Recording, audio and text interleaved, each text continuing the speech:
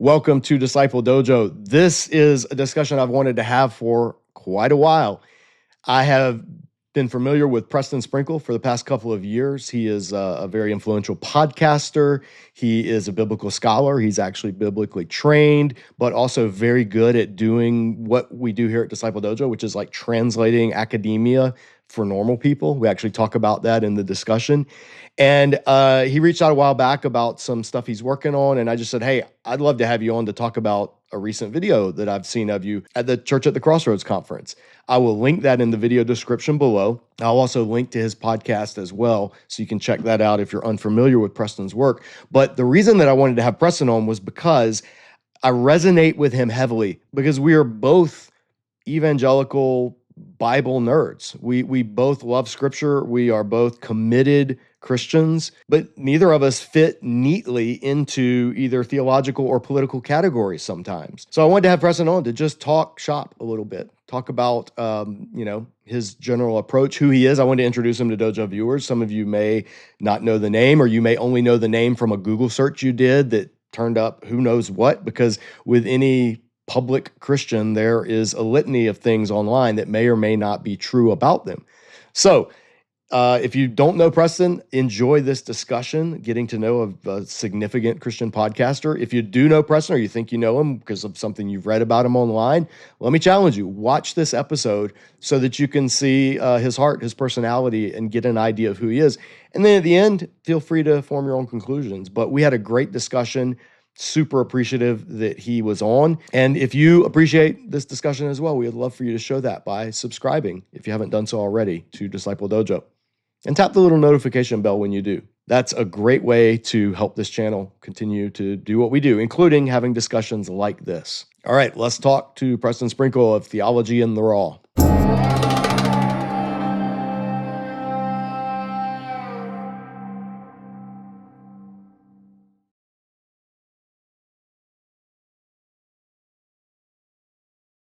Folks, welcome to Disciple Dojo.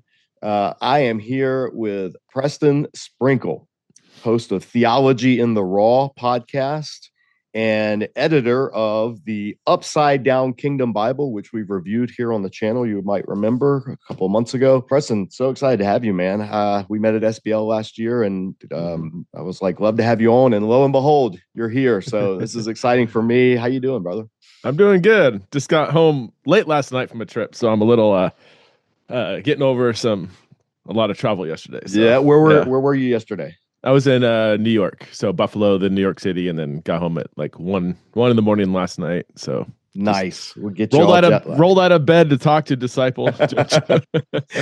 Well, I rolled out of bed to do this too because I work from home. That's the beauty of it. My bed's like 12 feet that way. Man, there's a lot that I want to talk about, but for viewers, so some of our Dojo viewers may know who you are. The ones that are podcast savvy may know who you are. The ones who just kind of stick to YouTube may or may not know who you are. And so what I want you to do is to kind of introduce yourself. Tell us about Theology in the Raw. One, that's a great name. Where did it come from? How did you get started in it? I mean, how did you go from what you were doing before to podcasting, and just kind of give us a little backstory of that? Yeah, it's been a journey. So I'm by trade. I was a college professor. So went to seminary, did a PhD in New Testament, and then taught Bible and theology at a college level for 8 to 10 years, maybe. The podcast actually started 10 years. Was it 10 years ago? Gosh, yeah. Oh, man. It actually started 11 years ago as a radio program. It was a 15-minute Tuesday or daily 15-minute radio show, a local radio show here in Boise, Idaho. So when you hear radio, like, wow, that's big time. This is Boise afternoon radio. It's not. You've hit it big, son. Yeah. And it was originally called "What Does the Bible Actually Say?" That was the title of the show. And I would just spend 15 minutes just kind of like looking at traditional thoughts about the Bible or different passages and saying, well, what does it really say? Was Jesus really born in a manger, or was it a spare room of one of his relatives' house and so on? So, and I would say after about 8 months of the show, the producer, or the guy, the engineer, was like, "Hey, do you want to roll these into a podcast? You do the same thing, and I'll just produce it into a podcast." And I was like, "What's a podcast?" This is 2014, Yeah. Or by then it may have been 2015. I'm like, "Yeah, sure." He's like, "It would probably reach a different audience. I mean, people listening to Christian talk radio in the afternoon in Boise is going to be probably a little older, maybe a little more conservative than the vibe I think you're going for." So anyway, long story short, rolled it into a podcast. The radio ended up dropping my show, a few months later, and then the guy just said, "Hey, I can keep producing the podcast if you want to keep doing it." So I was like, "Yeah, sure." So it was just, it started just, super small. I just enjoyed doing it. Yeah. It was largely Q&A, just kind of me addressing different topics. And then it morphed into interviews, then it morphed into like longer interviews. And then through COVID is really where it, like everybody, it just, it grew a lot. It was already getting pretty big. And then it grew a lot during COVID. I mean, when I say big, I mean like Christian big. It's not, if you go like top 10, if you go to the top 500 podcasts in the world, it's not, but it's, Christian big is a great descriptor. Yeah. And even there, it doesn't compete with like, Bill Hybels sermons, or not Bill Hybels. I was reaching for a mega church name. You just dated yourself. Sure. Yeah. Or maybe like, I don't know, TD Jakes, or if you go to like the Christian podcasts, or like sermons by famous Christians and stuff. So mine's even way lower than that. So it's not a big podcast even in the Christian world, but it's fun. I love doing it. It's loads of fun. So do you get what's your like focus? If you had to say like what's the focus of Theology in the Raw right now, or not focus, but like what's your sort of the thing, like Disciple Dojo, we're an intersection of like biblical scholarship and popular level, and I just translate that to people and review resources and commentaries and things like that. What would Theology in the Raw, like if you had a niche, what would it be? The niche would be curious conversations with a diverse range of interesting people. Right. I mean, on one week I'll have NT Wright on, like a couple weeks ago, we walked through Ephesians. We're talking about Greek words. And then just yesterday I had a Christian Broadway actress who's in Hamilton on, who's led more like queer people to Christ in Broadway than anybody ever met. I've had trans people on. I had a friend of mine who was he was wooed into a same-sex relationship by his stepbrother when he was 13 years old, and found out later that was actually abuse, and he talked really raw about all that. So it's across the board. I mean, my main area of research in the last 10 years has been in sexuality, gender questions. So I would say, but even that, like for a while, that was like a quarter of my episodes, but now that's probably more like 10%. Yeah. So it's a wide range of like in-depth biblical scholarship stuff to something in the culture. I just had a conversation about Christians and immigration, done a lot of stuff on Israel-Palestine. So anybody, if I find somebody interesting and I just want to hear their story and hear how they're thinking, then I'll have them on. It's not a debate. People are always like, I get, and we can talk more about lazy critiques that people like us get, but why'd you platform that person? I'll just say I despise the word platform. I do. Yeah. I don't know if that makes people mad. I just it becomes a fearful code for, why are you talking to people you disagree with? And it's like, what do we need more in society right now? You tell me. Do we need to stay siloed and only publicly talk to people that we agree with? Or do you think it might be good for society and the church to reach across the aisle a bit and have a humanizing conversation with somebody you disagree with? And it's like, but their ideas are dangerous and harmful. I'm like, are they though? Are they dangerous, or are they just, you don't agree with them? And if they're so dangerous, if they're so obviously dangerous, then expose them to the light. Right? If it's that evil, expose it to the light. Get it, publicize it on every platform so that everybody can see how much of a Nazi this person is, or whatever. It's like, yeah. Oh, completely. Anyway, the cure for bad ideas is not silence; it's better ideas. And man, people love their echo chambers, though. They love their silos. People, when I track the comments, I don't engage in the YouTube comments very often. I do all of my interaction on Facebook. 'Cause I have the energy for like one social media platform, and Facebook lets me have more in-depth discussion. So that's where viewers, if you ever want to find me and argue with me, don't do it in the YouTube comments. Well, I mean, you can. It helps the engagement, but I will probably respond once, and that's it. YouTube, Facebook's a place to do it, but it's amazing. I'll get people like if I'm teaching on or speaking on something that they agree with, they're my biggest fan, and then as soon as Yeah. I say something they disagree with, oh man, Yeah. the pitchforks come out, and Oh yeah. it's what you're doing, what you're talking about is absolutely crucial, especially in our culture right now. We're so polarized, and we're so everything is a dog whistle or a code word for something. So people are looking for what's the subtext, what's the Yes. agenda, and it's Yes. rare that people think, no, I just want to actually have a discussion and Right. interact with somebody on the other side. Right. But now you've become a well-known podcaster, and I've had friends who you've interviewed in biblical scholar world who have spoke very highly of you and how helpful it was to come on your program and talk about their work. And what did you mention? You were a professor, Yeah. so that Dojo viewers know you are a academic. I mean, that's Yeah. you're a biblical scholar. That's your background, Yeah. right? That's Give my me what's yeah. your credentials? Let's see your CV, Preston. Well, at the risk of being judged, my undergrad is in Bible from the Master's College, now called University, so John MacArthur's school. Oh, you went to JMax. JMax, and then I went to seminary at the same Mhm. place, Master's Seminary, and then I did my PhD at University of Aberdeen. Did my Okay. research on Paul and the law, and Paul's interpretation of the Old Testament. The geeky title of my PhD is the use of the interpretation of Leviticus 18:5 in Paul and early Judaism. So fun Interesting. days. Yeah. I studied half a verse for 3.5 years, basically, and the history of Leviticus interpretation. 18:5 is in the holiness code. What's the Yeah. specific verse? The one who does these things will live by them. And Gotcha. Paul quotes the verse negatively and contrasts it with faith in Galatians 3:12 and Romans 10:5. So there's a Mhm. question like, why would he?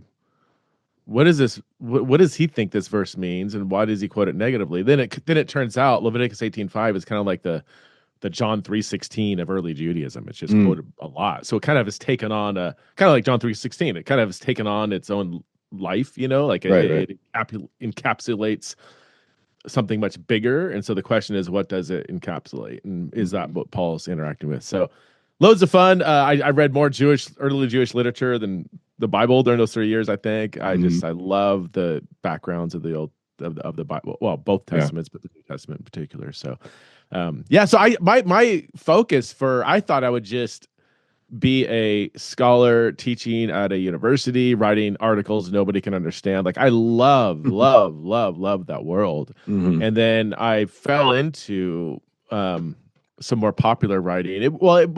I co-wrote a book with Francis Chan called Erasing Hell, Mhm. which was responding to the whole like Rob Bell thing. And Uh-huh. I fell in love with maintaining biblical scholarship, doing research, citing Jewish literature, but speaking common language, Right, Like right, I right. kind of got annoyed at the scholarly, you have to like Yeah. write in obtuse passive voice Yep, and yep. third person and sound smarter than you. I hate that. Like Mhm.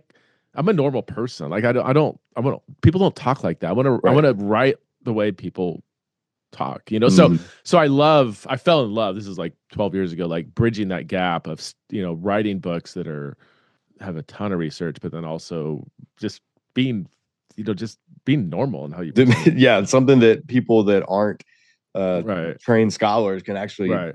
listen to. See that if every scholar had that approach, this channel wouldn't need to exist because that's literally what we do. What I try to do is translate what scholars are saying because they're saying incredible stuff and they're Right. putting out incredible stuff, but a lot of it is for each other Yeah. and not for a popular audience. Right. The ones that do, I tell you, when I go to SBL or IBR, the presenters, I think of people like my friend Richard Middleton is one of the Oh yeah. best at He's doing this. awesome. He Yes, can he is. present a very very technical, very theological concept, but he does it in everyday conversational language. Yeah. Carmen Imes is great at Yes. this. Esau, Macaulay, Yep. Nijay, these friends that they're the ones I try to go to their sessions whenever I Yeah. can because I know I'm gonna hear it and not have to like decipher as I'm Yeah. listening and translate it into normal speech. What you're talking about, taking theology and taking biblical studies to a popular audience is absolutely crucial. That's Mhm. I just did a series here reviewing. They just published Michael Heiser's updated, expanded edition of Unseen Realm, Oh and wow. I just did a multiple part review of that. Huh. One of the things that I shared in that I so appreciated, I had what I appreciated, and then I had a video of where I disagree with him. But the things that I so appreciated was he got people interested in exactly what you're talking about: Second Yes. Temple Jewish literature, Yes. ancient Near East background, and that in of itself was, if that was his only legacy ever, it was talk about a home run for the kingdom, just getting people into Yeah. scripture. I remember hearing the buzz about that book. And then I remember looking up you can go to Amazon, look at sales rank. I'm like, dang, this thing's selling like hotcakes. So I Yeah, got it and I read it and I was like, this is a beefy scholarly work. yeah. Like this is an academic, very clear and very engaging. Mm-hmm. But this is not just a light, fluffy. I mean, it's an academic work, Yeah, and that's what I was like. Dang, see, people are hungry yeah, for some thoughtful, in-depth, well footnoted stuff. Like you yeah. just have to. I think publishers and sometimes writers are so scared of like if it's too academic, if it's too Mm-hmm. in depth, then people aren't going to read it. I'm like, well, just make it interesting and write it clearly. And Yeah, I think yeah. people Make are it hungry for good. that. Make it Yeah. good, and people will read it. Yeah, you were. Let me just before we move on though. You studied at Aberdeen. Yeah. Um, who was? I'm trying to think of some names. That was I Howard Marshall. Was he Aberdeen? He had just retired, so Okay. I had in my office. They cram all the PhD students and like they'll put like 4 or 5 of us in a stuffy office, and then Mm, and Howard Marshall is right down the hall from us. okay. He was the Sweetest, name. kindest. Who Oh else? Who were some of like? Who were some of yeah, the people so that were influential to you while you were it there? well it was a heyday there. So Francis Watson was there. Mhm. My Simon Gathercole was my advisor.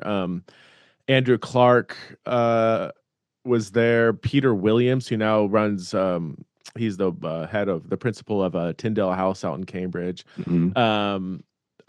We brought on a scholar, probably people aren't going to recognize, but Joachim Schopper from Germany, who's a big Mhm. name in Old Testament studies. Phil Ziegler just came on. And the Bardian guy, Webster. Mhm. I'm blanking on his first name, Webster. Webster, Webster, the Webster. Bardian guy. That's how everybody Webster. knows. If you know anything about Bart studies, you will know John Webster. John Webster. He's like one of the premier Bart theologians. So we had a lot of PhD students coming over to study Bart under Webster. Mm.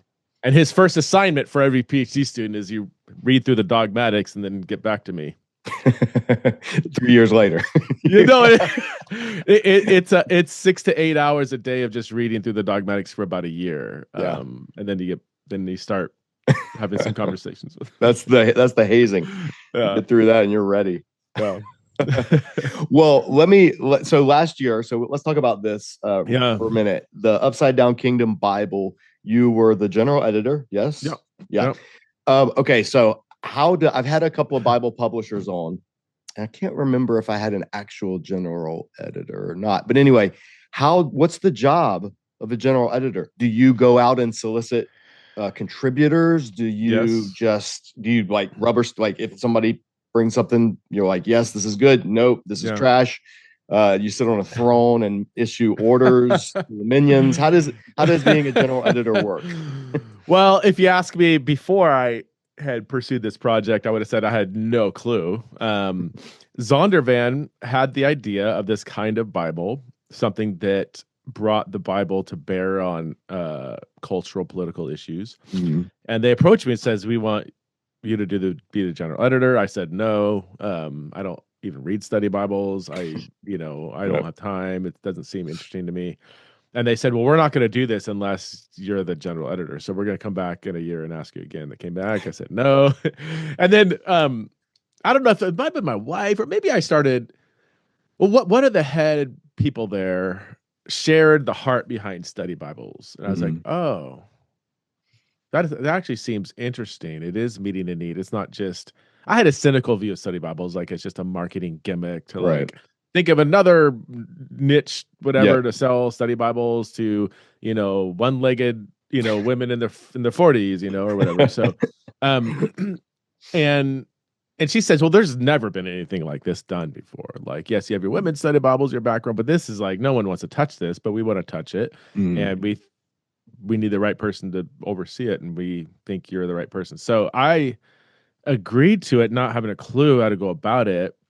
The one thing I told them, as I said, I do want, like, they basically said, you choose all the contributors. Okay. Like I mean, we have to approve it, but we Mhm. trust you. And I said, okay, well, a high value that I'm going to have is I want the contributors to the Bible to reflect readers of the Bible, the Mhm. diversity of God's kingdom. So Mhm. um, I want ethnic diversity. I want gender diversity. Mhm. I want, denominational diversity. We didn't go global, like finding, theologians in Lesotho or something. Right. It was largely in North America. We did have some Australian contributors, and some Latin contributors, I think. But it was, yeah, primarily North America. But we wanted it to be diverse, and they were all for that. They're like, let's do it. So yeah, it was, honestly, man, I did not know what I was getting myself into. It was so much work up front, Uh, so much. Because here's what we had to do. Okay, here's there's different formats of the study Bible. They said the one that we prefer is with the longer notes in the side columns, not the like notes on every single verse throughout the Bible, which I right. actually like those better. But they said that's actually not what people are resonating with. They like the longer side mark, so fewer notes Mhm. but longer notes. So, but think about this, like you have to. So we established up front what are the themes that we know the Bible speaks to Yep. that we are going to ask contributors to address: race, politics, Mhm. war, violence, women, even like abuse. Mhm. Technology. Is there? Does the Bible say anything about technology? Well, yes, yeah, of course. So we created all these topics we knew. We weren't forcing these on the making the Bible speak. We just, I mean, I've read the Bible before. I know, Yeah. the kind of broad themes that it addresses. And then I had to identify all the main passages that speak to it. Mhm. But then I had to make sure that practically the notes would be, spread out. So if like one passage speaks to 5 issues, we can only have maybe 2 different notes there. Mhm. And then if we have a gap in scripture of like 50 pages in the Psalms, it's like, well, we can't have huge gaps. Surely something in those Psalms speak to, some of these topics. And so all like that alone, organizing the whole, I think they call it the content map, and Mhm. then plug it in the right writers to address the topics and working with that. So all those moving parts was an, well, I don't want to say nightmare. I I don't was want gonna to, say you're gonna say nightmare, weren't you? I was, yeah. I did not. I enjoyed working with the authors. I enjoyed thinking of the topics, the data entry part of Right. Excel spreadsheets. I did not, and I didn't enjoy that. That would make my eyes cross immediately. Oh, and I did not know it would take so much work. But the people at Zondervan were incredible to work with. They Mhm. helped me out. They held my hand along the way. They Yeah. were amazing, honestly. And I've worked with them before, and they're incredible.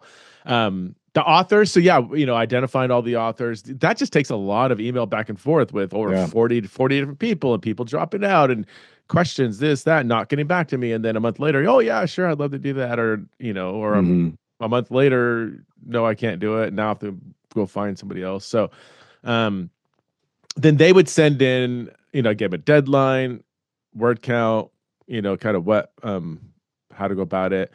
They would send in their first draft. And it went through so many stages. Like I Mhm. would read it, then I had a editing like assistant. He would read it, give it back to me, and then we would pass it on to another editor from Zondervan. They would read it, then they would pass it out to 2 external editors. One was more kind of like, I hate these categories, but like theologically conservative. One was maybe less theologically conservative. Both Mm. PhDs in Bible, so they both have the scholarship. But in terms, because we're dealing with sensitive political, cultural issues, Sure. race and Yeah. the poor and refugees, and so it was really helpful to have people with different political leanings who are biblical scholars to give their feedback. Mm. Then that comes back to me, and then I make whatever corrections, or I say, no, I think this is fine, or yeah, that's a good point. Um, if needed, we would send it back to the writer, but we had a pretty long leash of editorial control. We couldn't change the meaning of anything, but if we I think needs to be worded more clearly, we would do that. So, and then we pass it on to more editors. I mean, it's a grueling process. It really is. Yeah. Yeah, I think a lot of people, I mean, obviously a lot of people just see the end result. They see it on the shelf, and people, we had Andy McLean on over at Holman, and he was talking about what goes into, like putting together a Bible, and that it's a multiple years Oh yeah. in the making. And people, I wanted viewers to understand that, because I've reviewed at this point like over 100 study Bibles, and Oh wow. I share your cynicism, by the way. Most of them are money Yeah. grabs, but I shouldn't say most, many of them are, but people don't, just how much goes into it. And like you're talking about, even organizational wise, page layout, and Right. choosing the font, and just all of these things that you don't, we just get the end product, and then we want to is this good, is this bad, does this meet my needs, does it, and Right. I'm hoping that viewers, I wanted them to hear a little bit from whenever I can get somebody on that is actually doing work in Bible study, Bible making.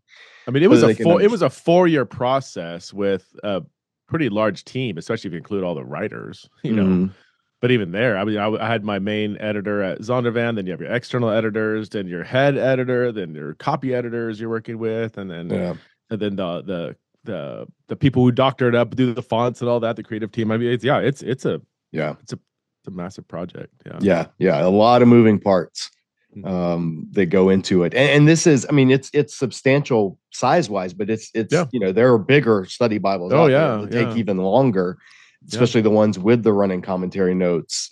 So hopefully, I have an appreciation for how much work goes into it. And then, YouTube nerds like me come and pick it apart as part of our job. So that's why I want viewers to see kind of a face behind it. Also, one of the things I wanted to have you on was because you're in the public space, it's the Christian public space. So it's not the hugest, you're not Taylor Swift, but you are, people, your name is out there and recognizable. And in this internet age, polarized internet age, people are very quick to peg people in different categories. Yeah. And because you have focused so much on issues that are controversial, like you're not afraid to touch the third rail. That inevitably makes people think, oh, Preston Sprinkle, oh, he's this woke, Marxist, liberal, whatever. But then you went to study at John MacArthur Seminary. So clearly you're a right-wing Christian nationalist in disguise. Or what, I don't know. I mean, for anything you could make up, there's probably somebody that's made a YouTube video about it saying that.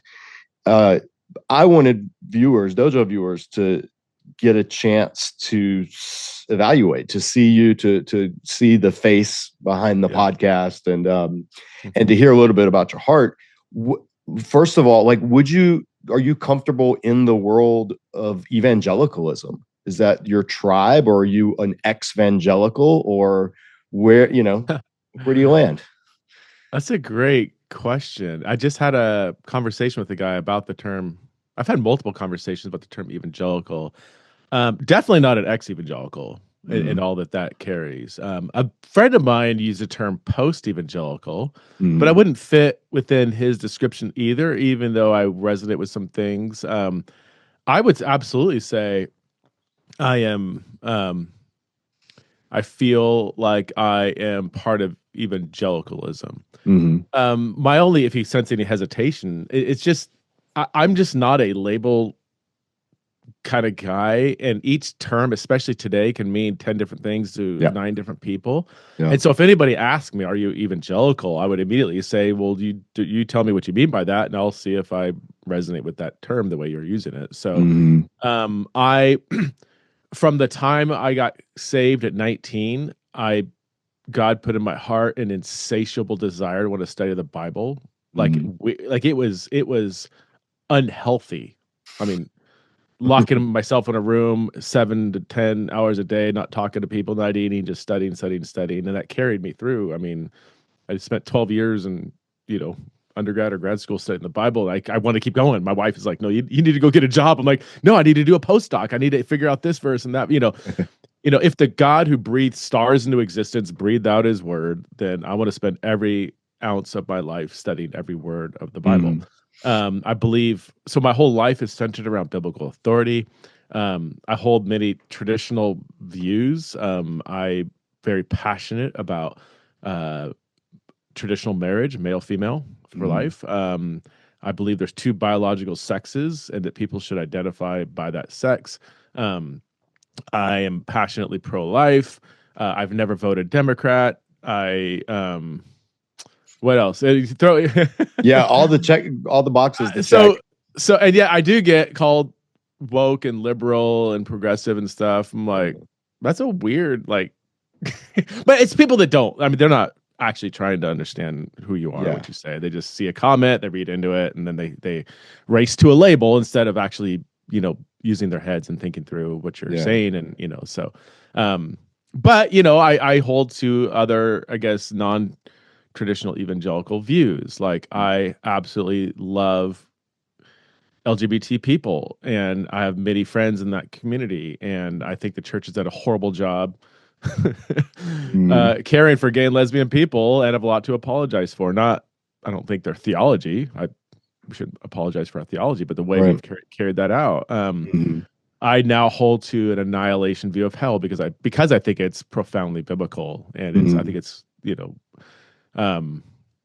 socially speaking, I don't play by the right left rules. Like the whole political, left, right, center, conservative. I feel like that's like a football field and people are like, all right, where are you at? The 40-yard line, 50-yard line, where do you line up?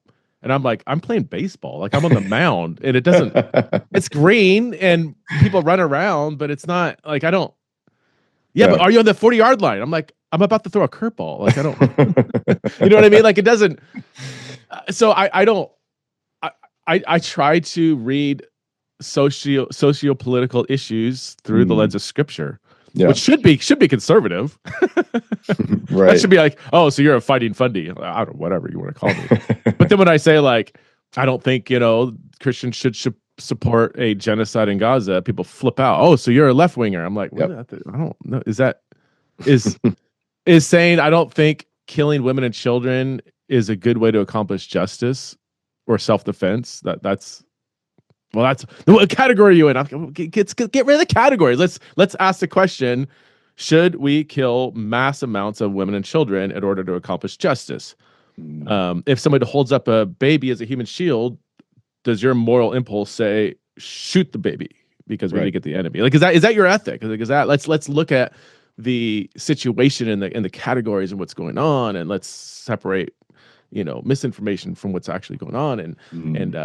And people are just so quick to read everything through a label. So all that to say, I'll stop. I'm going way too far, but I really am not interested in checking off all the boxes of left, right, center in people's traditional political categories when it comes to political issues. So what you're describing is the virus of partisanism that has infected the church, and the inability. I mean, I remember, I'm not super old. I'm 47, so it's not like I'm this old man. But in my lifetime, I remember when evangelical Christians could have a variety of opinions on a variety of socio-political topics, and their faith wasn't questioned. It was just, oh, you're a Christian, and this is how you think it should work out. Well, I'm a Christian. This is how I think it should work out, and we disagree. And that's politics, and that's the norm. That's gonna happen. There's nothing wrong with that. I feel like around the my subjective opinion, it felt like around the 90s, Hmm. around maybe the Clinton era is when, and maybe that's when the kind of moral majority were just like at the tail end of their influence. But it felt like that's when it became partisan ideology over political Hmm. discussion, and it Hmm. became like which team red, team blue. I mean, there was that before, obviously, but Yeah. I think about the show Family Ties was all about that. These Democrat family raising this little Republican kid, and so it wasn't like that didn't exist, but it was something that you could laugh at on a sitcom. Yeah. And then it just became uglier and more visceral. And now it's a cacophony now. Now Yeah. it's all consuming. So people hear their favorite pundit or politician say something about what the other side believes. And then if they hear anyone disagree with that pundit or politician, well, they must be on the other side. Yeah. And they come at you that way. Yeah. And I know it's got to be wearying. I mean, to some degree, especially when you see Christians doing it. It is for me. Yeah. It's soul sucking to have Christians waving the banners of Yeah. the donkey and the elephant. And you're like, it's the lamb, follow the lamb. Right. Yeah. Um, Yeah. you brought up the topic of Israel, and we just recently had Bruce Fisk and Ben Mm. Norquist on, and they mentioned your podcast as a good resource for people who are, because you've been wrestling with this, Yeah. and you I mean, I'm assuming from your educational background, and that you kind of came up along in sort of what would be Christian Zionism, Yeah.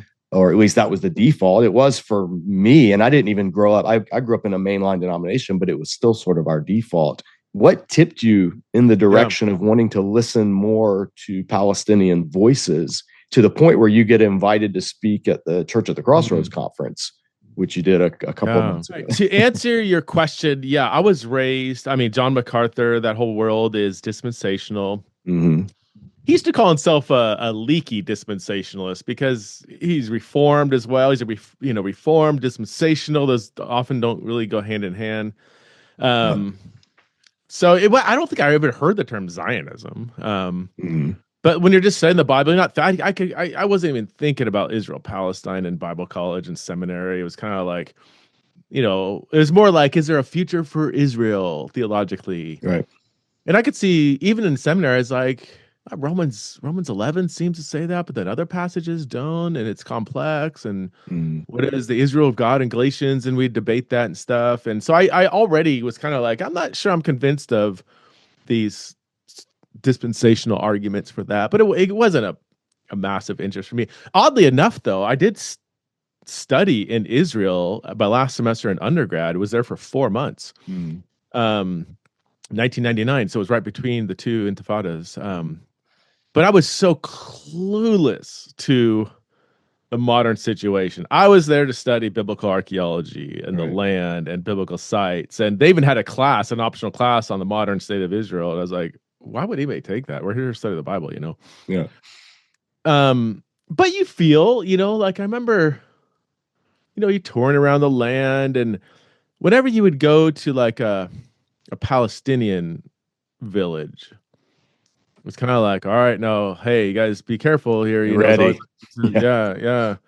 yeah. Um, and it was always way more run down, and I don't know if anybody said it explicitly, but it's like, yeah, because Palestinians don't really, they're kind of more dirty and aren't going to care for themselves, and they just have trash everywhere and stuff. And you go to a Jewish village, and it's nice and clean and all this stuff. And I'm like, oh yeah, so they're just kind of the better people. And Palestinians, they're just a little more the dirtier, more violent people.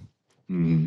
And now I've learned that, like, yeah, it's because, like, almost all the water in Israel goes towards the Jewish villages, and they get Palestinian villages get like 3% or something of the water, 1%. I mean, they get like nothing. And then the economic sanctions, the apartheid situation in the West Bank, and so it's like I just saw the tip of the iceberg, and I didn't even ask questions about the deeper thing going on beneath. But didn't really think about it much after seminary. You always hear things flaring up. in the news, but it's like, yeah, they're always Jews and Palestinians can't get along, and it's always gonna be conflict. It goes back to the Old Testament, Right, never any right. conflict. But it was I think a year before October 7th, I had a Palestinian theologian on my podcast because I'm just open to, anybody. And I remember thinking like, ooh, this is a little nervous, like Palestinian Christian. Like I know there are such things, but Mhm. man, are people gonna think he's a terrorist or something? Mhm. And he was the sweetest man. He helped start Bethlehem Bible College. I was going to ask who was it?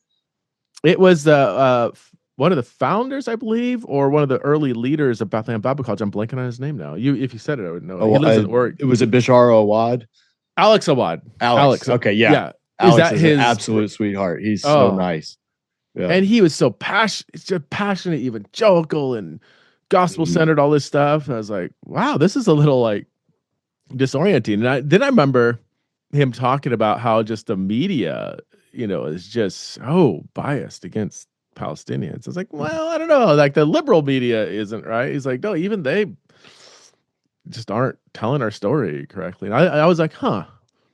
Now it's like I've been, I've seen that happen in different issues, where it's like we just get fed one side of the issue. We don't listen to another side. And so that was like, oh, wow, that kind of like got me interested.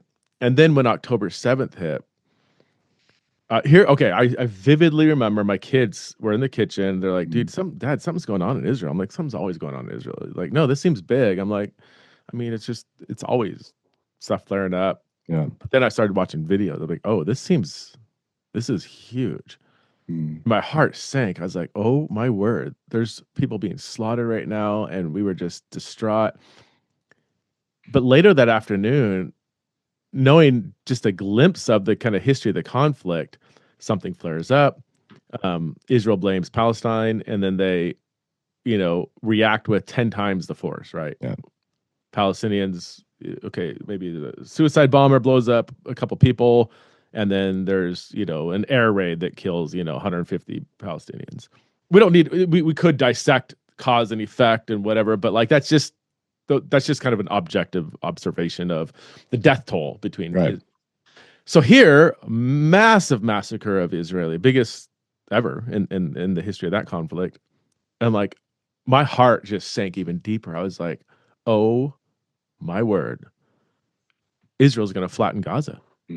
There's going to be thousands and thousands and tens of thousands of innocent people that are going to be slaughtered. And I was like, I just felt sick to my stomach. And then sure enough, that's what happened. Yep. I mean, pretty quickly after.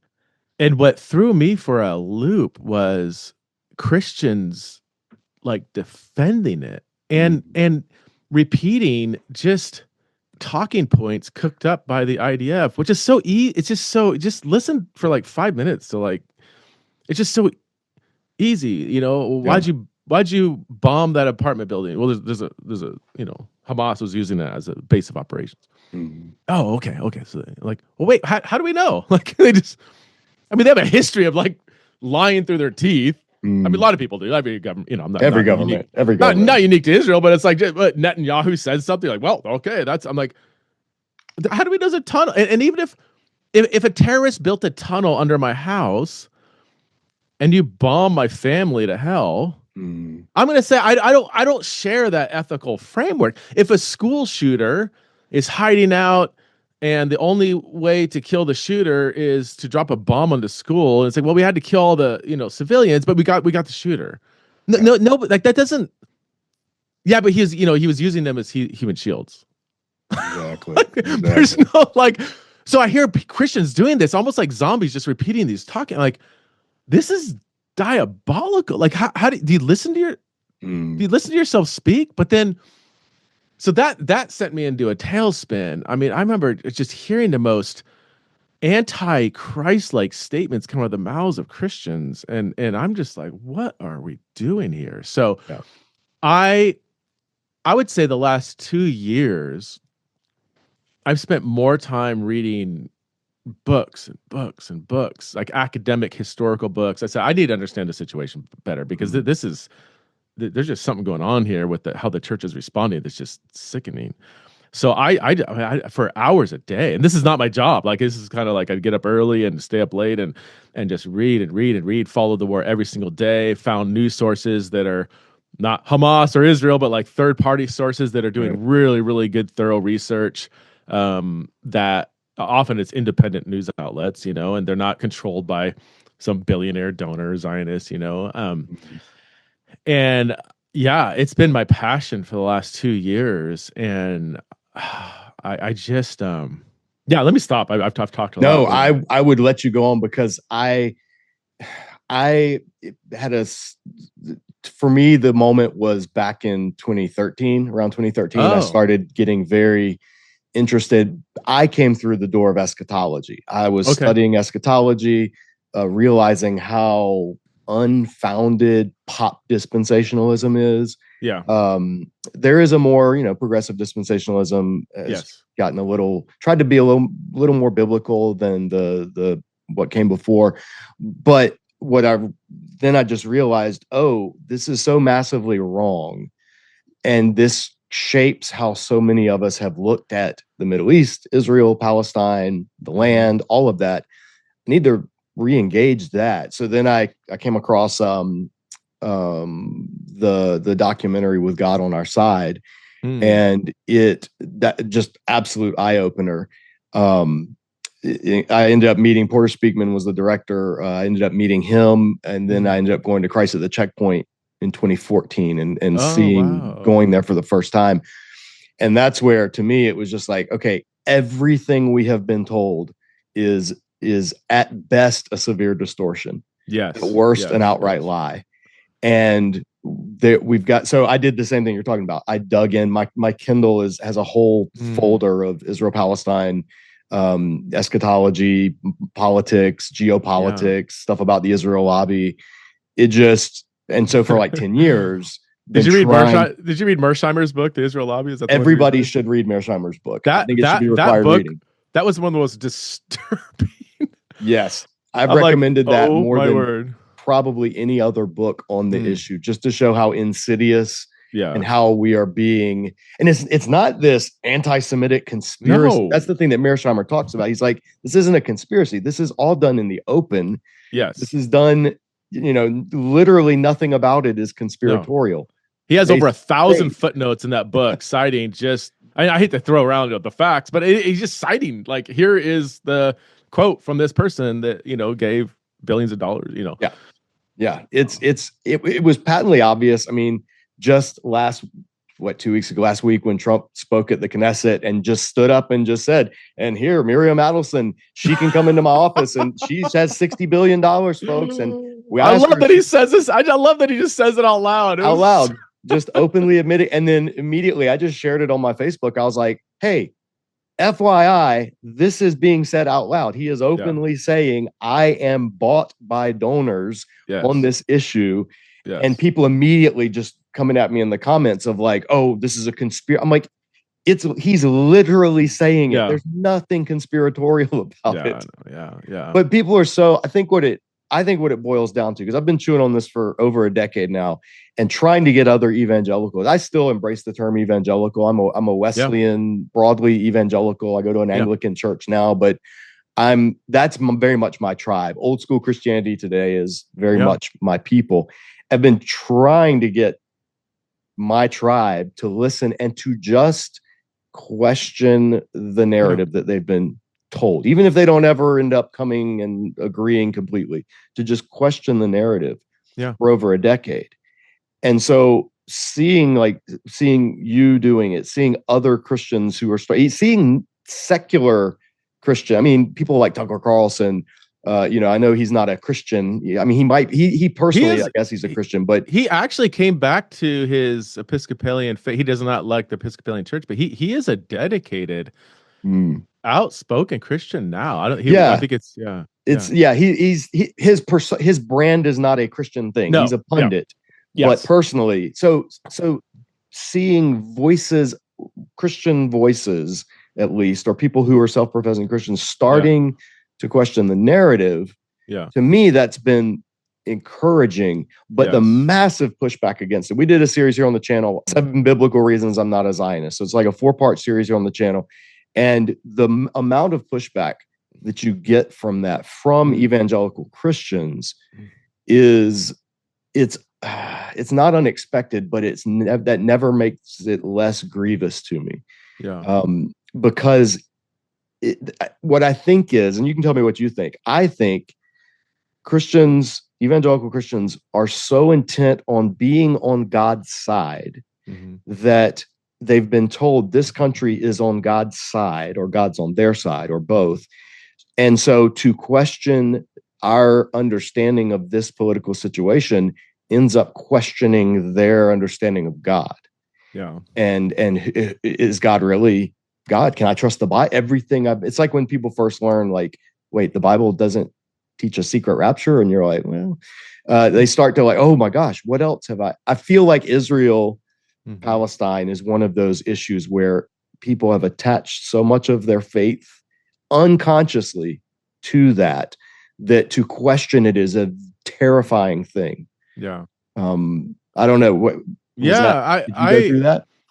I think, yeah. So part of the talk I gave at the recent Church of the Crossroads conference that was on this issue was raising the question why, 98% of countries around the world are not on Israel, are like, this is wrong, the global church is on board, like everybody. I mean, 90+% of the world, right?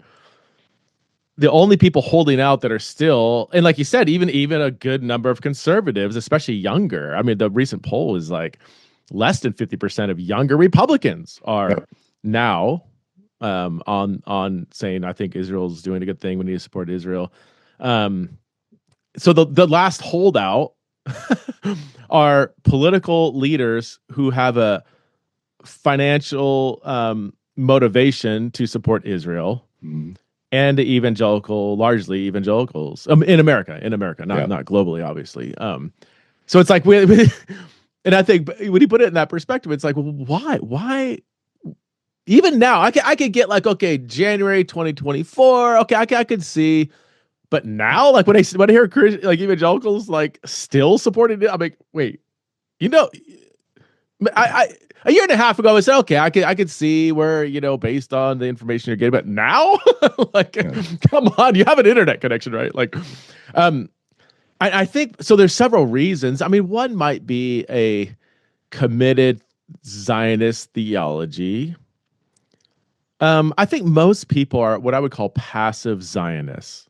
Yeah. So I don't know if I would say the Zion. I wouldn't know if I'd use that term. I would say they wouldn't know that term. Yeah, no, they read the Bible and they see verses that say Israel is God's people. They look at a map. There's Israel. In the wake of the Holocaust, God did some miracle, established a Jewish state, which is kind of like, after 2,000 years, they got their country back, and I should probably support that side. Like that. That's and I'm sympathetic to somebody that just logically that's kind of the 5-minute,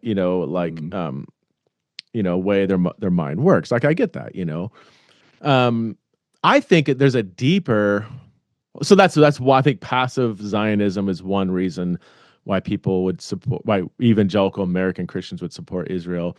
I also think it's a fear of being liberal. Like this is something I said in my talk, like they see in their kind of, I would say, narrow world of news sources, Fox News or certain social media accounts. It's like, well, it's the left wingers that are on the Palestinian side, and the right wingers are on Israel's side. So because I don't want to be a left winger, I'm going to support Israel. This is the right wing position, right? And if I go Palestinian, it's just almost like there's like a psychological block of the enemy supports Palestinians, the left wingers. Exactly. And you felt that, right? I mean, I felt that growing up. Dude, I was United Methodist, and up until 2-3 years ago, and the only people in my denomination that would agree that what Israel was doing was unjust were the people who I vehemently disagreed with on every other issue. And then my fellow evangelicals were, I mean, it was tumbleweeds trying to find other Methodists Yeah. who, it was just, it was Yeah. assumed, oh, that's the liberal position. Yeah. So you might as well start flying the rainbow flag and start giving Right. puberty Exactly. blockers to kids and start doing all Yeah. that stuff. And because that's what you really want to do because you're a woke Marxist, neoliberal, whatever. And yeah, it's Yeah. super frustrating. And that's where we need to exchange a fear of being liberal for a passion for being biblical. Look at what's going on. Um, Analyze the talking points that are still being used to justify what's going on. Sort through the information you're getting. I mean, there's going back to the Israel lobby and all the money behind the scenes. There's a ton of money put into promoting what I would say is propaganda, misinformation. Yeah. Which now is being exposed. Every time it happens, it's being exposed. You just have to kind of know where to get good information because there's so much money out there trying to protect you from hearing what's really going on. I always tell people Google the word Hasbara. Just do a Google search for Hasbara, and you will immediately see that, oh, these are not random accounts commenting because they're passionate about this issue. This is a concerted effort by a government to, I mean, it's Did you saw Israelism? Did you see the recent documentary? No, Dude, no, I didn't. You gotta watch it when you have a chance. It is young Jewish girl, American Jewish girl realizing like reckoning with Zionism and coming to a conclusion. And Sammy Awad is in it, and that is a phenomenal documentary from a secular Jewish perspective. But it was that same thing, recognizing, oh, once you don't embrace that narrative, you become a target, like a political target, and the money gets spent to take you out, get you out of any sphere of influence. And what like there's been so many whistleblowers that have seen what's going on. Like there's a recent open letter written to Donald Trump from I think it was 152, something like that, 150-ish American healthcare volunteers, American, okay, that went over. They spent a month, 6 weeks in the hospitals there, and all of them said, "This is what we see. We're operating on kids with sniper shots to the head one day, sniper shots to the genitals of kids the other day, almost like this is like a concerted, like, hey, we're gonna practice on the head today and the genitals tomorrow." We've seen, and so they spent a cumulative like thousands, hundreds of hours in the hospital, and they all 150 American doctors says we've never seen a Hamas militant in a hospital.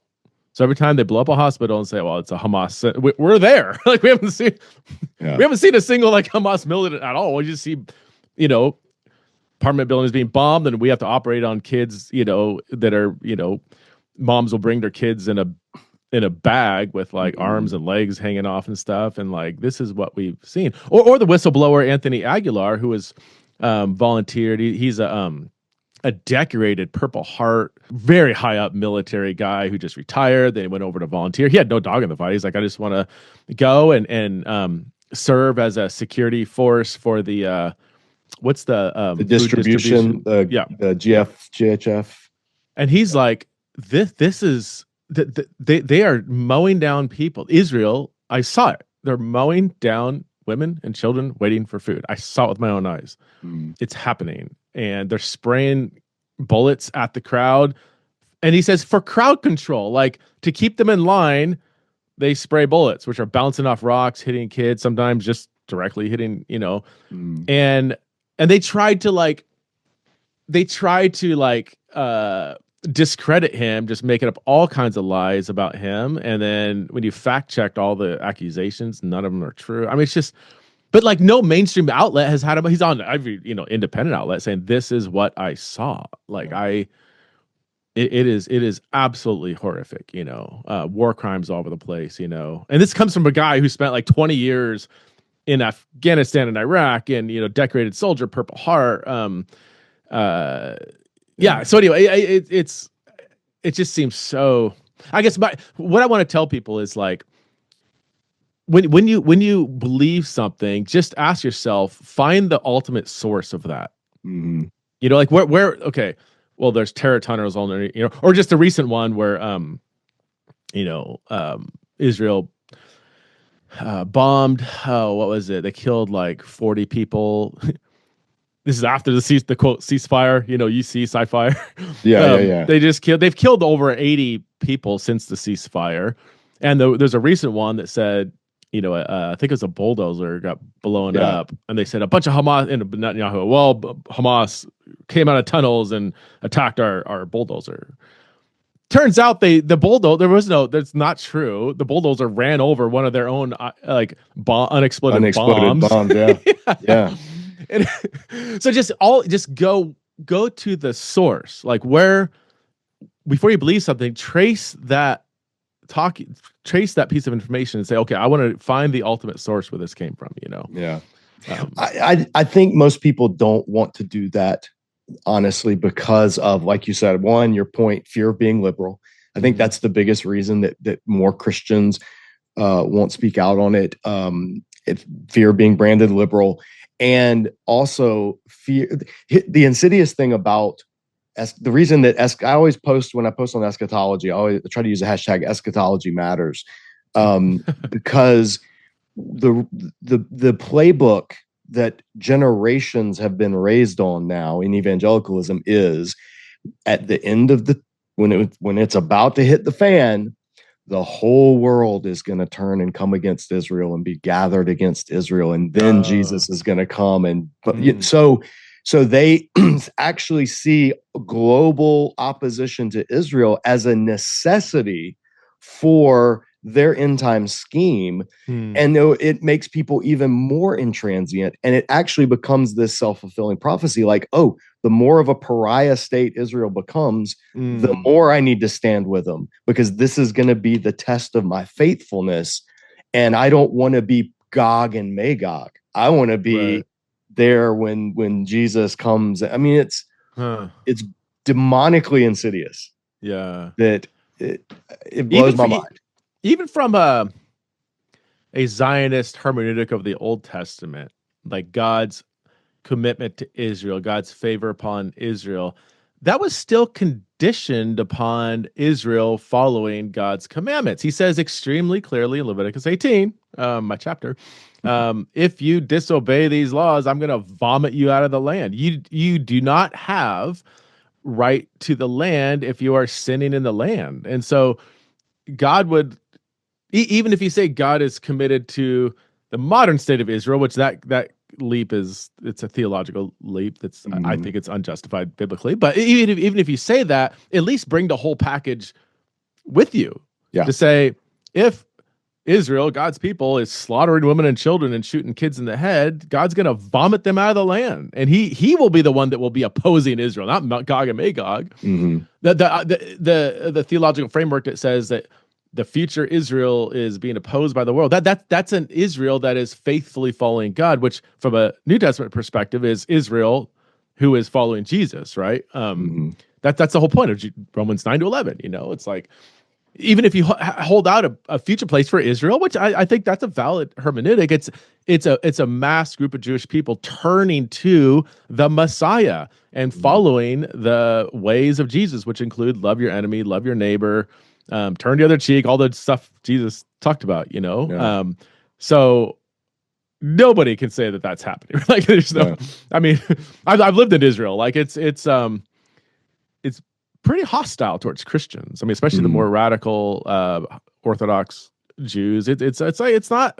I have one of my relatives is an Israeli Christian, and it's like they're it's hard to be a Israeli Christian.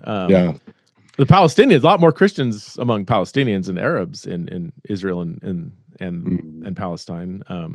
So anyway, it's you get relegated second class, and it legally. I mean, the national law passed a couple of years ago states that Israel is the land exclusively for the Jewish people in terms of self-determination. So I come across Christians all the time in discussion that have never even heard of the national law. They don't know that just a few years ago it got passed and is enshrined in Israeli law that legally non-Jews are second-class citizens. and they will still tout things like, oh, but look how good Christians have it. Or Netanyahu will get on and say, we're the most friendly country to Christians in the region. I'm like, have you been to Jordan? No, you're not. Lebanon, like, you're not the most friendly.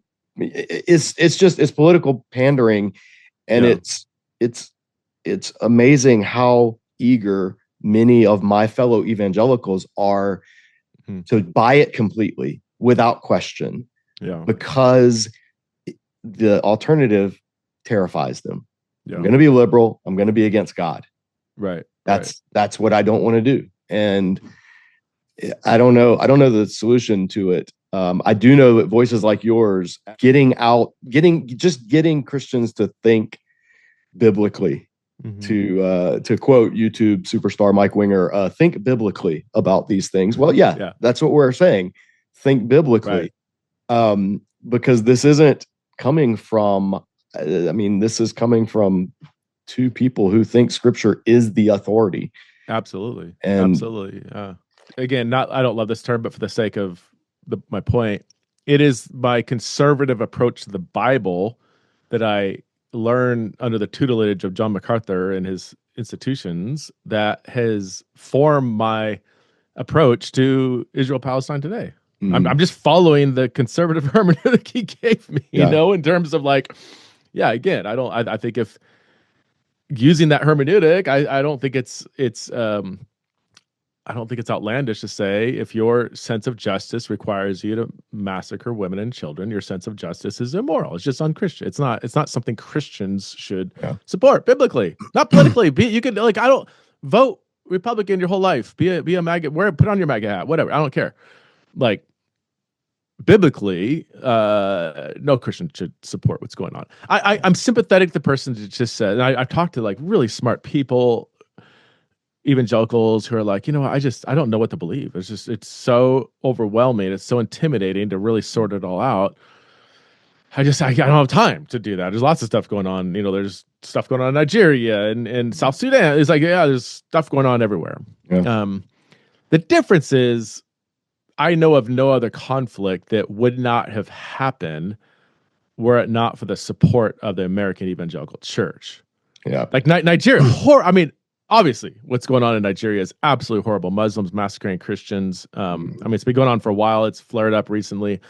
But I don't know any American evangelical who is supporting the Muslim slaughter of Christians in Nigeria. And yet that's why this situation is unique. If the American evangelical church on the whole stood up and said, we are not supporting any political leader who is behind this, that would literally end. Would it end? It would massively change. Massively change. Yeah. You still have the billionaire donors and AIPAC and the Israel lobby, but even that is largely supported by evangelical Christians, and some, Jews, but more evangelicals. When Netanyahu comes over here, he doesn't meet, he might also meet with, billionaire Jewish donors, but he meets with evangelicals like that. He knows that this is what is keeping people in power that will continue to support him. So I could not agree more. And somebody posted, I think it was Bill Maher said, where are all the Christians protesting the massacre in Nigeria? Blah, blah, blah, blah. And I just commented, I said, how many of my tax dollars have funded Boko Haram? And how many politicians are openly saying, I stand with Boko Haram forever? Right. As soon as that happens, you will see those people come out, or at least me. Right. You'll see me come out and say, this is horrible and this is evil. But nobody's doing that. That's the difference. Right. This is being done in my name as an American and as an evangelical Christian. This is being done in my name. So I have two reasons to be doubly vocal against it. A part of it you touched in your talk. The thing that I want to mention, because this really resonated with me, is you touched on America as empire. And more, again, for me, this started with eschatology. This was I studying Revelation with Sean McDonough in 2001 was when I was like, oh, Revelation has a lot to say about empire, and man, we sure are dressed the part.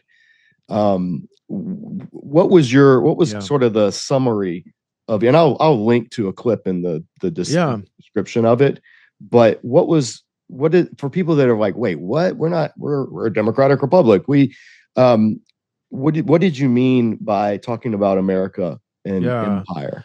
So this comes from my reading of the Book of Revelation, which I will just say is mainstream, a mainstream scholarly view Yeah. of Revelation. Even evangelical scholars that Yeah. Revelation is primarily focused on unmasking the diabolic realities lying behind the political scene in the first century. Yes, there's future stuff. Yes, there's the second coming of Christ. Yes, there's new creation at the end.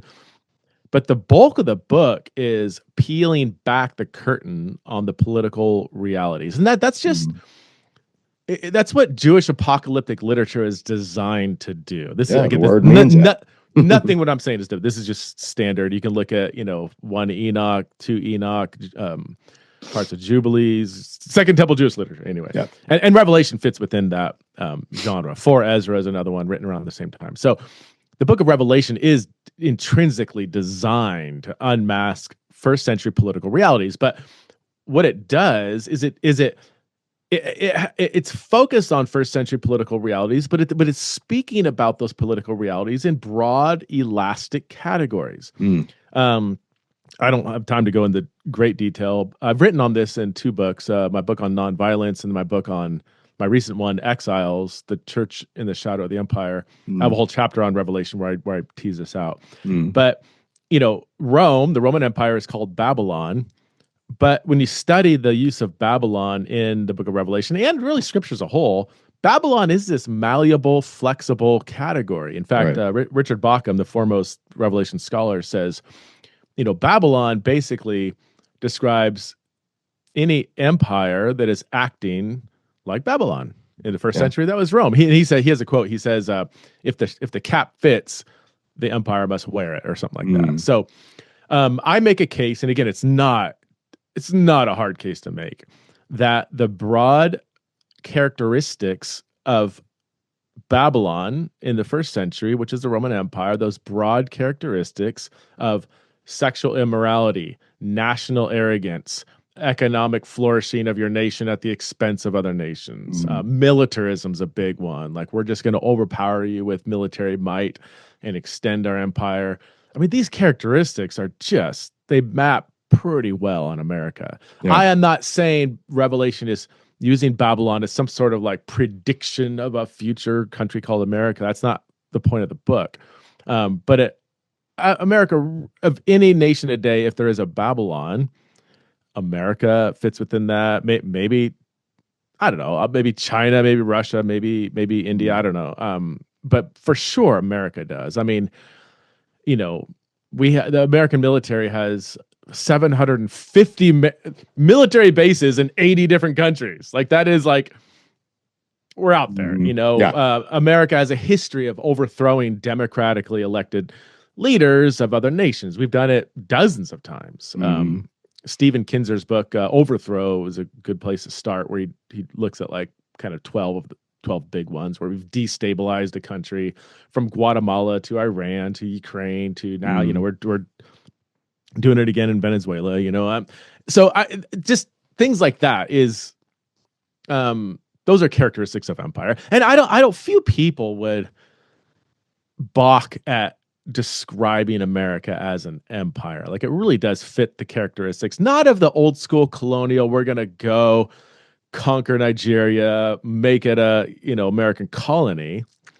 We don't do that anymore. Although, there's Hawaii, there's, we've done that, but it still has empire, at the very least, empire-like qualities. So all that to say, the critique that John gives of Babylon in the Book of Revelation applies to America today.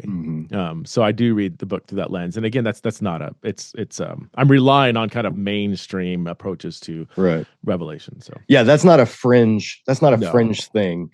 That I tell you, so I just got back last month. David De Silva and I led a group over to Turkey, to the 7 churches, and spent a week over there.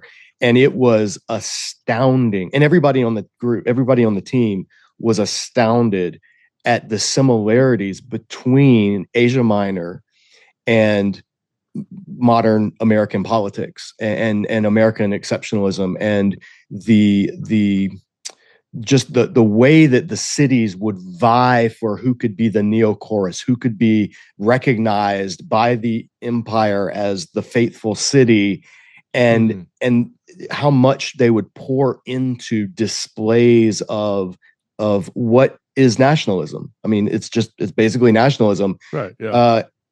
Everybody on the team was just blown away by how applicable that is to the American political. And again, this is not partisan. It's not like, this is MAGA Republicans. No, the left does it just as well. They may not be as blatant in their use of scripture, right. But it's bipartisan. Yes. It's the beast is bigger. The beast has two wings, left and right, but they're both wings of the beast.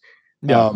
And so it's just it came home to me. And viewers, if you're watching, I've been posting some of the excerpts from that trip on the channel, so you can check those out if you just little vlog stuff, not anything in depth, but it's the timing of having you on to talk about this. And when I got back is when I saw your video about that. I was like, yeah, this is in the air right now. And it's something that and Christians need to breathe it in. Like, we need to breathe in this critique of empire without getting defensive, without going,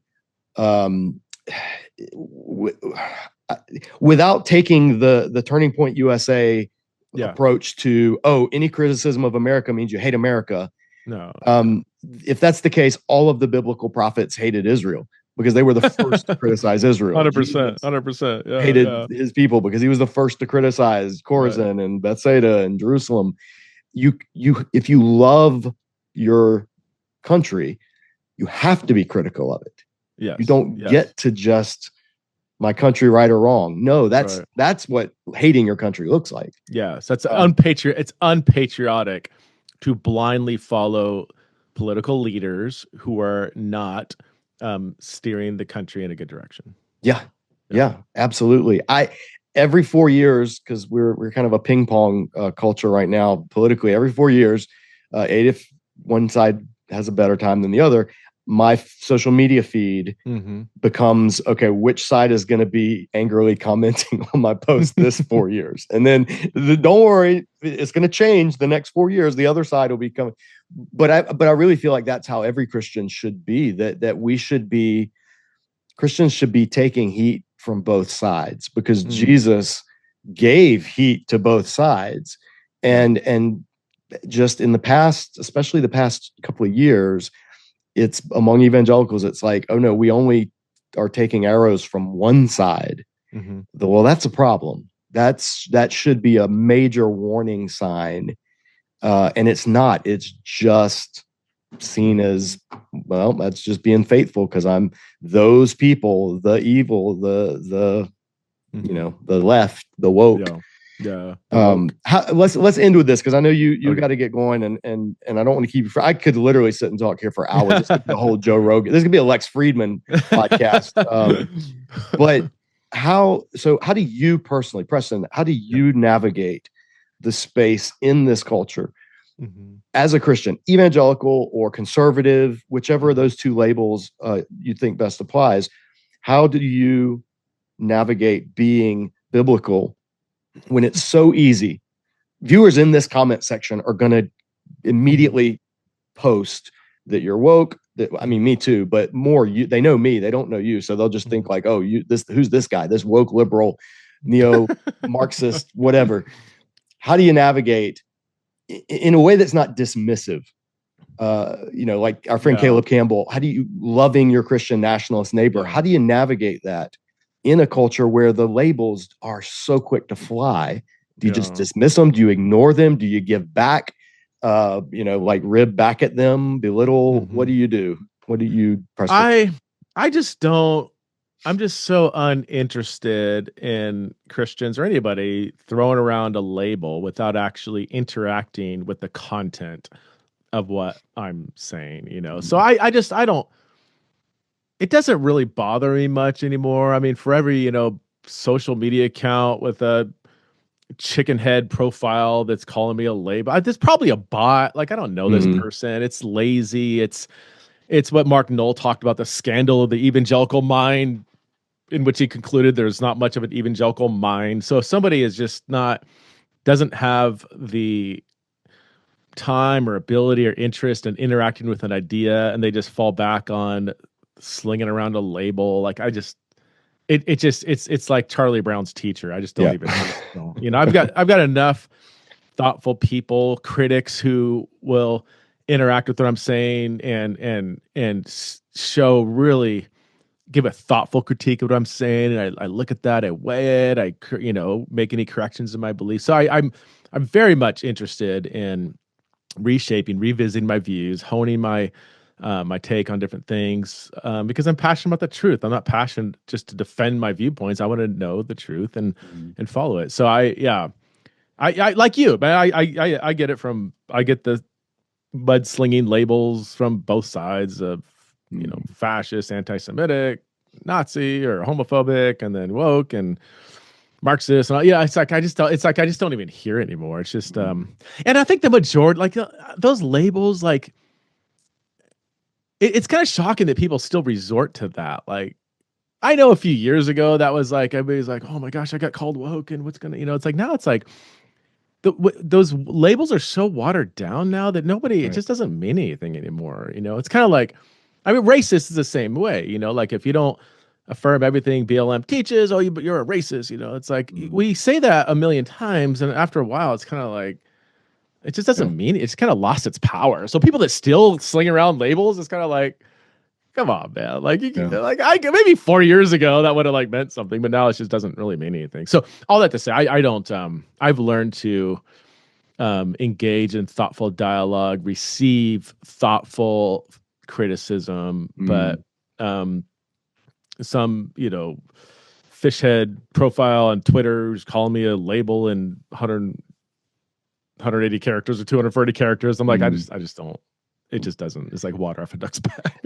Has it affected you in evangelical circles? Like, when you speak on any issue that's controversial, is there pushback or is there repercussions in among publishers, conference organizers, churches that we're going to have you, and now we can't have him?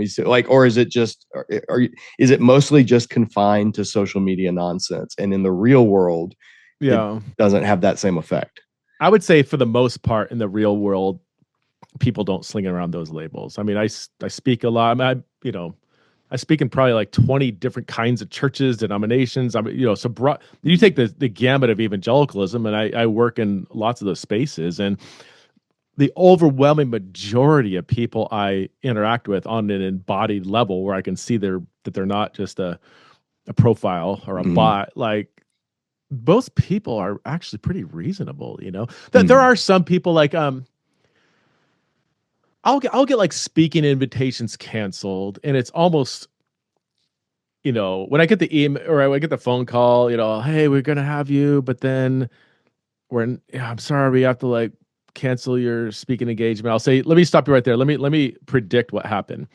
All your leaders are on board, so you scheduled me, you advertised it, and you got an email from somebody in your church or organization that's wealthy, has power, and has believed some lies spread about me online that like I affirm same-sex marriage, which I've written 4 books arguing against same-sex marriage.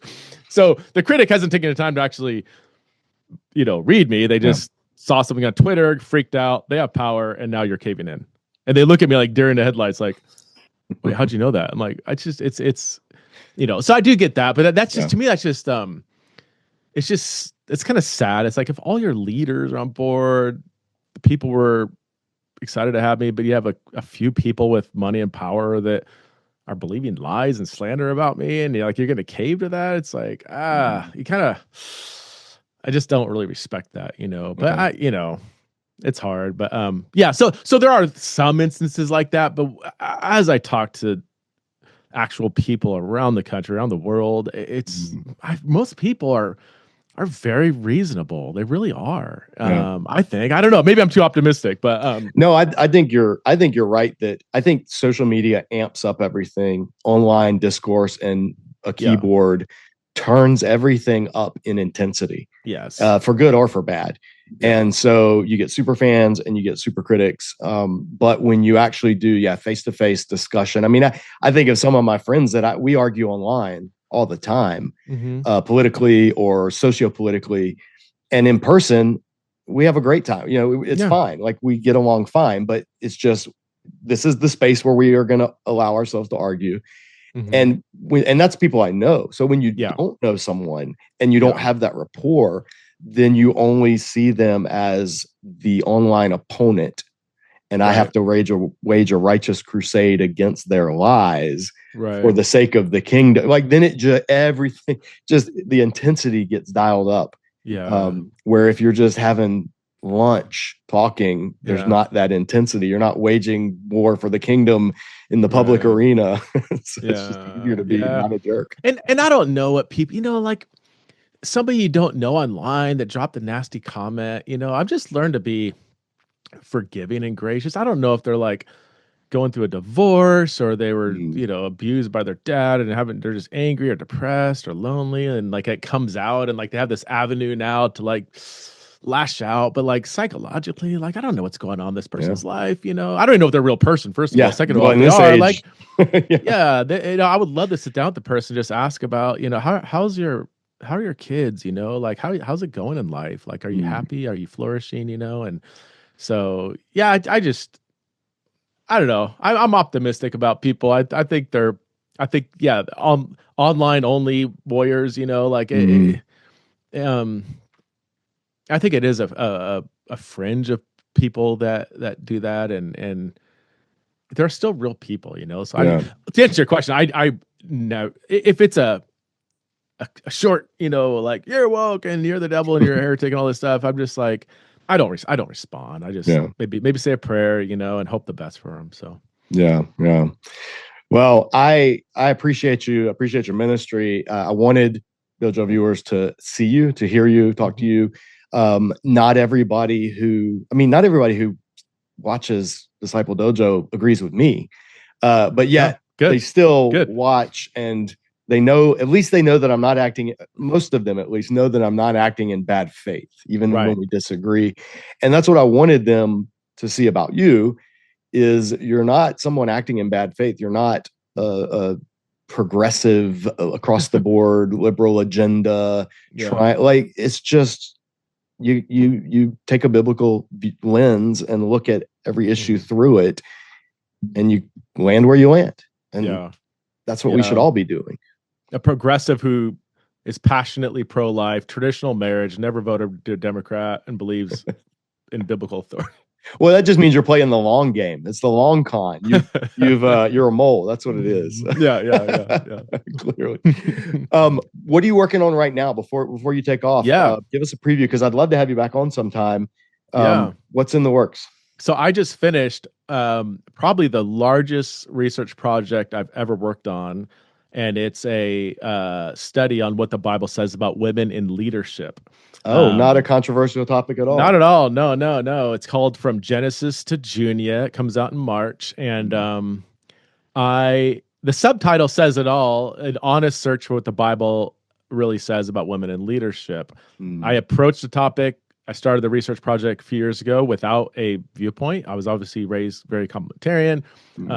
I see some good arguments and bad arguments there. And then I looked at the egalitarian, like, I see good arguments and bad arguments. I'm like, I don't know where I stand. So I want to take a thorough look what the Bible actually says. So I've just turned into my final manuscript. It's, going to print, and I'm both nervous and excited about the project. So I'm not telling, I have a conclusion, but I haven't publicly said it yet. I want people to actually go with me in my journey through the Bible, so that my study of the text I want them to enjoy the exegetical journey rather than read it through a lens of, I agree or don't agree with this conclusion, and I'm going to read it through that lens. So we'd love to come back on and talk about it. We'll definitely have you on. That's been, we've talked about that here before. And I'll tell you, I lost the most subscribers. I thought I would lose the most subscribers when I talk about Israel and Palestine. I actually lost the most subscribers when I had Carolyn Moore, Bishop of the Global Methodist Church. I had her on. The fact that there was a woman bishop that I platformed, made some people more angry than anything else that I've done.